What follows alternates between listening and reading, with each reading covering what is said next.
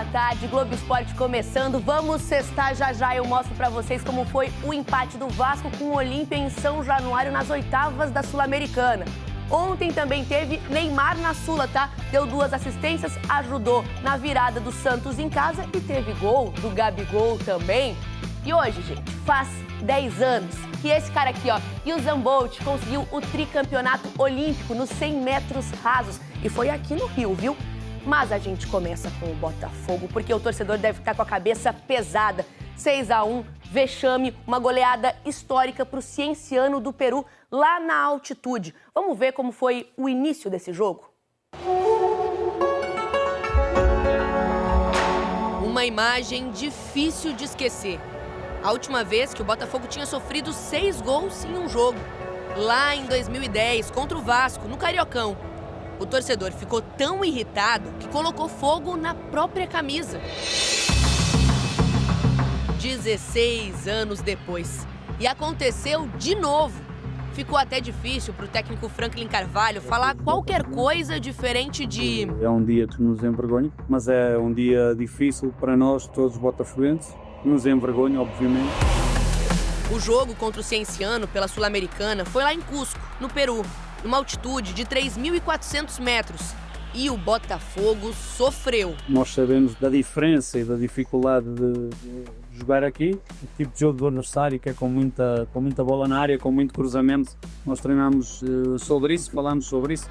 O primeiro gol saiu assim, de uma bola lançada na área. O Botafogo ficaram na bronca. E o árbitro, Augusto Aragon, foi chamado pelo VAR para analisar um possível toque de braço. Ficou 5 minutos lá analisando as imagens e decidiu validar o gol. Era só o começo. Se esse gol aí fosse anulado, eu não sei se evitaria o vexame do Botafogo. Mas foi estranho, né, gente? Vamos assistir de novo com detalhe. Olha aí, lançamento na área, aí cabeceio e o Bandeira desviou pro gol. Vamos aproximar um pouquinho mais aí, na mesma hora, ó, reclamando muito. Mas o árbitro, Augusto Aragon, quis nem saber, continuou o jogo. Agora, depois desse gol, a situação só piorou pro Botafogo. Vamos ver como foi o restante do primeiro tempo. O terceiro gol do Cienciano veio depois dessa saída errada do goleiro Arleson. O Súcar ficou com a sobra e chutou todo esquisito. Os jogadores pareciam exaustos com a altitude, frustrados com o resultado. E o Cienciano aproveitou esse cenário de terra arrasada para fazer mais um, pouco tempo depois. O time do Botafogo foi pro vestiário com a cabeça quente demais, pesada, 4-0 no primeiro tempo, gente. Vamos ver o que aconteceu no segundo? Na saída de campo, os jogadores do Botafogo ainda se estranharam com a comissão técnica do time peruano. Uma noite que todo botafoguense gostaria de esquecer que aconteceu. Agora, para avançar, o Botafogo precisa de uma virada inédita em competições da Conmebol. Obviamente que a nossa situação neste momento é muito difícil, face ao que passou aqui hoje. E o resultado de hoje, como falou, um resultado volumoso. É a maior goleada sofrida por um time brasileiro em competições da Conmebol. Aqui a gente separou para vocês, ó, as maiores derrotas, aí, goleadas de brasileiros, na verdade, né? Todas estão com diferença de 5 gols, só que o Botafogo acabou levando um a mais, por isso a maior goleada, né? Então olha aqui, detalhe pro Flamengo, tá? Levou uma goleada do Independente Del Valle, mas deu no Santos e no Grêmio. 5-1. O Cienciano atropelou, viu? Agora, se sobrou gol nesse jogo ali do Botafogo, faltou no jogo do Vasco. Não teve nenhumzinho, gente. Empate em 0-0 com o Olímpia em São Januário. Mas, ó, o Vasco dominou o jogo do início ao fim. Foram 17 finalizações, ó. A gente vai mostrar aqui no telão pra vocês. 17 finalizações do Vasco contra 2 do Olímpia. Posse de bola também muito maior. E foram 7 finalizações no alvo do Vasco. Agora sim, vamos ver algumas chances. Quero mostrar em detalhes aí pra vocês, ó. Falta do Cuiabano, o Puma vem, chuta bem, mas o Oliveira tirou. Aí depois uma bela jogada do Thiago Mendes, ó. Ele vai só rolar pro David, fica cara a cara. Mais uma vez o Oliveira, agora em 2 tempos ele pega a bola. Contra-ataque do Vasco, Adson para o Rojas chutar, mas o Oliveira tava bem, hein? Agora essa chance, gente, olha essa chance. Spinelli sozinho, ele manda essa bola depois do cruzamento de Lucas Piton na casa do chapéu. Dá uma olhada aqui, ó, nos últimos jogos do Vasco, o Pedro Emanuel deu um jeito de o time parar de tomar gol, só sofreu gol aqui no jogo contra o Fluminense, mas olha o detalhe aqui, ó, também tá difícil fazer gol, né? Só marcou em 2 jogos, contra o Independente Medellín e contra o Fluminense. E o Pedro Emanuel, depois do jogo de ontem, falou sobre a necessidade de reforços. Vamos ouvir. Eu respondi há um bocadinho aquilo que eu achei e que dei a minha opinião e que acho que todos no clube concordamos. O caldo precisava de engrossar e isto não quer dizer que quem cá estivesse não tivesse qualidade. Felizmente aqueles que cá estão a demonstrar e a voltar a demonstrar a qualidade que têm, isso é muito bom para a equipa, é muito bom para nos permitir atingir resultados, mas precisam de ajuda também. Quem também entrou em campo pela Sul-Americana foi o Santos. Venceu de virada do Macará, do Equador, com a atuação decisiva, ó, do Neymar e gol desse cara aqui, ó, Gabigol. A situação do Santos já não está muito legal. Imagine então como fica a torcida quando toma um gol do Macará aos 4 minutos de jogo. Franco Posse fez essa maldade.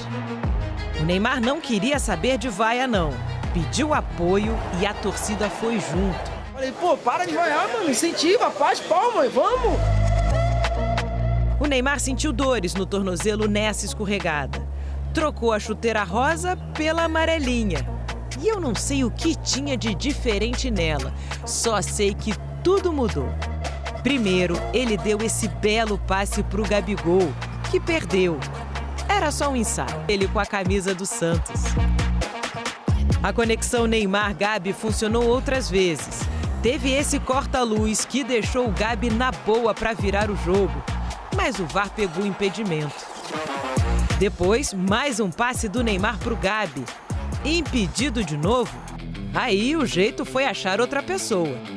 Escanteio do Neymar para o William Arão marcar o gol da virada santista. Feito a atuação de gala do Neymar com a amarelinha. Pena que dessa vez era só a chuteira. No Fluminense, protocolo Marcão ativado, hein? O auxiliar vai assumir o time pela 10ª vez e tem 2 jogos importantes. Amanhã recebe o Palmeiras pelo Brasileirão e aí terça-feira já tem o Independente Rivadavia pela Libertadores lá na Argentina. Então vamos para as Laranjeiras conversar com a Lívia. Laranjeira, é impossível não fazer o trocadilho. Ela vai contar mais pra gente. Tudo bem, Lívia? Boa tarde. Tudo bem, Duda? Boa tarde a todos. Pois é, protocolo Marcão ativado, ele soma 74 partidas nesta de apagar incêndio, viu, Duda? Tem currículo maior que o de muito treinador que passou aqui pelo Fluminense nos últimos 10 anos. Marcão comandou a atividade hoje, encerrou a preparação para o jogo contra o Palmeiras e tem a missão de fazer o Fluminense voltar a vencer. Nos últimos 8 jogos, 7 empates e 1 derrota. Enquanto isso, o Fluminense segue em busca de um novo treinador, ainda não tem nenhum nome no horizonte. Para o jogo contra o Palmeiras, o Fluminense deve fazer alterações, o Marcão deve fazer alterações, pensando justamente em poupar alguns titulares para o jogo que vale vaga nas quartas de final da Libertadores contra o Independiente Rivadavia. De confirmado, a gente já sabe que o Ignacio não joga, ele cumpre suspensão. E essa partida marca também o reencontro do Arias com a torcida tricolor lá no Maracanã. O Galindo vai contar essa história pra gente. Vamos falar de saudade.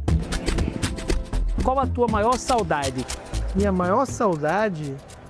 Minha mãe. Era o meu tempo de infância, né? Vamos fazer um teste com o torcedor do Fluminense. Será que ele tem saudade desse rapaz aqui?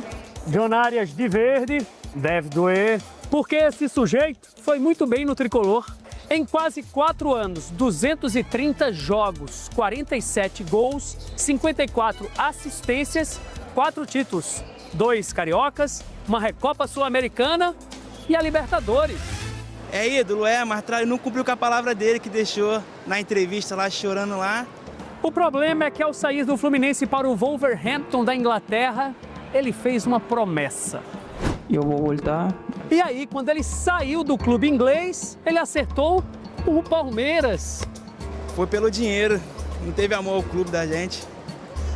Uma vez Judas, sempre Judas, né? Eu não posso falar outra coisa porque a gente tá aqui ao vivo. Respeito o Globo Esporte, Tá o Globo Esporte. Você encontrou Arias pessoalmente. Você dá um abraço caloroso, você aperta a mão ou você ignora e passa em frente? Passo direto sem olhar. E a palavra? Qual foi a palavra? Eu só volto pro Brasil se for pra jogar no Fluminense. Ele disse isso? Ele disse isso. Chama o VAR. Se algum dia eu voltar pro Brasil, eu vou voltar pro Fluminense. A gente não muda de opinião ao longo da nossa vida. A gente até muda, mas assim, ele escolheu, podia não falar nada. Mas o problema é que a torcida do Fluminense é muito rancorosa e lembra das coisas. John Arias enfrentou o Fluminense com essa camisa aqui, foi em fevereiro pelo Brasileirão, só que lá em São Paulo. Amanhã o coração da torcida tricolor será testado, porque o reencontro será no Maraca. Vai ser meio difícil. Eu ainda gosto um pouco dele. Vai alto todo tempo, pegou na bola, vaia. É guerra. Já disse um poeta que a saudade é sentir aquilo que não existe mais. A saudade tricolor hoje veste outras cores. Tem que aceitar. Foi tipo um namoro de adolescência, aquele namoro que te ilude, que deixa você apaixonado, te promete 1000 coisas e depois te abandona. Você abre um caminho para uma reconciliação. Volta pra mim, volta, John. Volta que eu tô te esperando. Ainda dá tempo. A ferida ainda tá aberta, né? E o jogo entre Fluminense e Palmeiras, você sabe onde você vê, né? No Premiere. Então, se você ainda não é assinante, aponta a câmera do seu celular pro QR Code que tá aparecendo aqui na tela e bora assinar. Quem vai estar de olho nesse jogo é o Flamengo, que joga no Brasileirão só no domingo contra o Mirassol. Fora de casa está ali, ó, na cola do líder Palmeiras. Então, vamos conversar com o Ricardo Lai, que tá lá no Ninho do Urubu e tem as informações pra gente. A torcida quer saber se tá tudo bem com o Bruno Henrique, Lai. Boa tarde pra você. Oi, Duda, um abraço para você, boa tarde a todos. Olha, o Bruno Henrique ele foi reavaliado pelos médicos agora de manhã aqui no Ninho do Urubu e a notícia é boa para a torcida do Flamengo. O Bruno Henrique não tem lesão, ele ainda sente dores, né, no tornozelo esquerdo, mas menos dores do que ontem. Na quarta-feira, contra o Cruzeiro pela Libertadores, ele sofreu uma pancada forte, né, do Matheus Henrique ainda no primeiro tempo, saiu mancando no Mineirão e hoje na reapresentação dos jogadores o Bruno Henrique não treinou no campo com o elenco. Então possivelmente ele não jogue domingo contra o Mirassol fora de casa pelo Brasileirão, até porque tem a partida de volta contra o Cruzeiro quarta-feira da semana que vem no Maracanã, oitavas de final da Libertadores. Bom, para o jogo de domingo, quem tem chance de ser titular é o Lucas Paquetá. O Lucas Paquetá, nas duas últimas partidas, começou no banco de reservas, na última entrou, fez gol, tentando voltar à melhor forma pelo Flamengo, Duda. Muito obrigada, Lai, pelas informações. E ainda falando de Libertadores, né? O Mirassol ontem empatou com a LDU em casa e agora vai decidir a vaga para as quartas de final lá no Equador na semana que vem. Vamos ver como foi? Aí, ó, primeiro o Mirassol abre o placar. O Edson Carioca arrasta ali, ó. E gol do Eduardo, 1-0 em casa no Maião. Mas aí a LDU no finzinho conseguiu empatar. O Estrada fez 1-1. Pelo jeito, gente, só tá valendo empatar nas oitavas da Libertadores, hein? Todos os jogos terminaram assim. Tudo igual no placar. Ó, 0-0, 1-1, só deu isso, tá? Lembrando que a partida entre Tolima e Independente Del Valle foi adiada por causa do terremoto que atingiu a Colômbia na última segunda-feira. Ontem, o Corinthians ficou no 0-0 com o Rosário Central, na Argentina. E, infelizmente, mais um caso de racismo por lá. Aos 20 minutos do segundo tempo, o goleiro Hugo Souza avisou ao árbitro que estava sofrendo ofensas racistas por parte da torcida argentina. O protocolo antirracismo foi acionado, mas o jogo, gente, não foi paralisado. O Di Maria, meia do Rosário, chegou a pedir para os torcedores pararem com os xingamentos. Em nota, o Corinthians afirmou que vai cobrar uma investigação para que os responsáveis sejam identificados e punidos.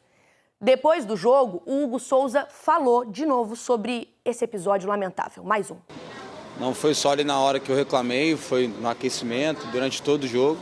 A única coisa que eu posso fazer é tomar minha atitude, que é falar com o juiz, lutar contra isso de alguma forma.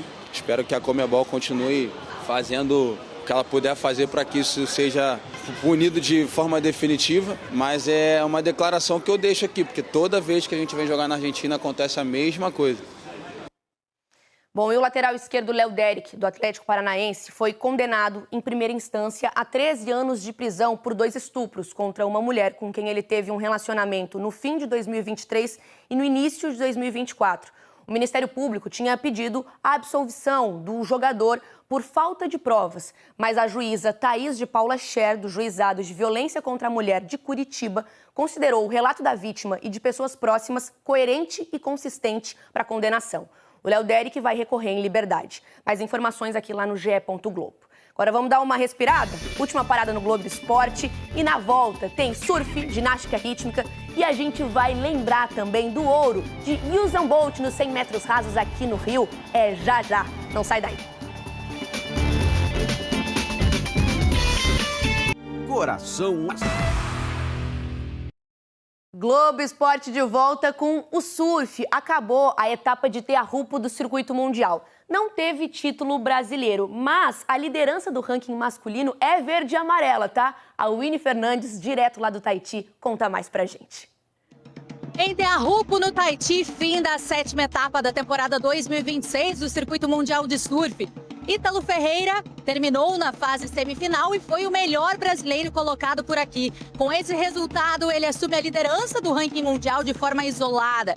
Ele perdeu para o havaiano Seth Muniz, que venceu o campeonato após 7 anos participando da WSL. Entre as mulheres, Erin Brooks, aos 19 anos, venceu, ela que é canadense. A próxima parada do Circuito Mundial também será desse outro lado do mundo, aqui no Oceano Pacífico, em Fiji, a partir do dia 25 de agosto. Volto com vocês. Valeu, Winnie! E tá rolando o Mundial de Ginástica Rítmica lá em Frankfurt, na Alemanha. Hoje começam as finais, que valem vaga para os Jogos Olímpicos de 2028. O caminho até Frankfurt transformou o conjunto do Brasil em potência mundial. A gente chegou no time ideal, né? Um time de ginastas que deram a vida, né, por esse resultado. E agora chegar como favorita, elas chegam preparadas. Brigar pelo topo tem virado rotina. As 2 pratas conquistadas no Mundial de Ginástica Rítmica do ano passado, no Rio de Janeiro, foram as primeiras do país na competição. Premiação do Brasil, fazendo história nesse Mundial. A equipe também foi campeã pan-americana em junho deste ano e levou o ouro na última etapa da Copa do Mundo, em Milão, no mês passado. Essa trajetória vitoriosa colocou as ginastas brasileiras como favoritas na briga pelo ouro na atual edição do Mundial. Só que o grande objetivo delas aqui na Alemanha é subir no pódio, já que os 3 primeiros conjuntos garantem vaga para as Olimpíadas de Los Angeles 2028. As vagas são decididas na competição do conjunto geral, em que são somadas as notas das 2 apresentações. A simples, que tem apenas um aparelho, e a mista, que tem 2. A música Feeling Good, cantada por Michael Bublé, foi a escolhida para a série com bolas.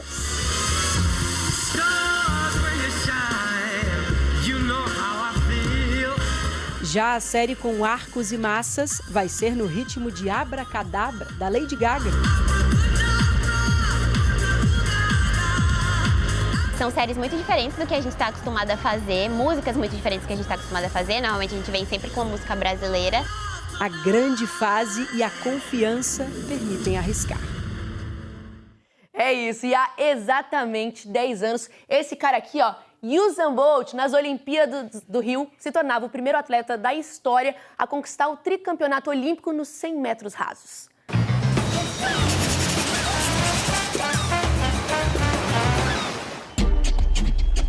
O carisma e a confiança antes da prova. Show, dança, sorrisos. E a velocidade durante. Bolt largou, Gatlin força. Lá vem Usain Bolt brigando com Justin Gatlin. Bolt e Gatlin primeiro, Usain Bolt já levou. Usain Bolt leva de novo. Bolt, sempre Bolt.